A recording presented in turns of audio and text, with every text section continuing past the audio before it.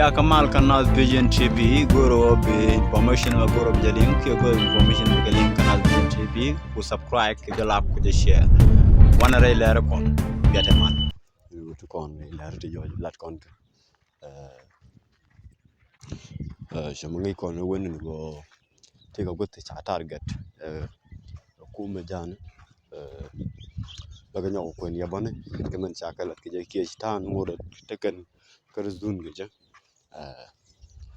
te kon greda fanal no greda fanal tan way ko ne set commissioner ga ka doma ala kola fayam do pan no ajan wodin ga ben o man kulo advise daga yen de jam bor ko biya ngajin go neme go wonyam no nyok bentiu reason ni na ka bentiu panega go do to taretan gorko ken ngajin go ka ngan tu kidine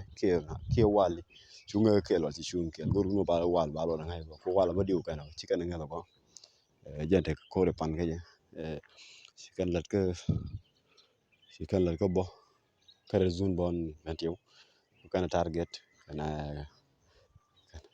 kana nasar ke nyok ke geta ikotoria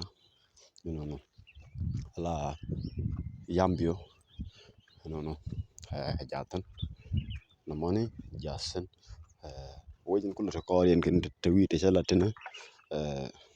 matianga tan la rega jak no te korean ke wi no but men ken wi dan jokotene no tan de kon target ken wi dan jokotana no my wood ken matiang lo ya set plan la me joy chi spil ande kullu succeed donc de kullu de kullu mo kol tok men daro in wayam ne du na cete pe cet ke men du ya la won angolo lo tan ya ci tati ya tema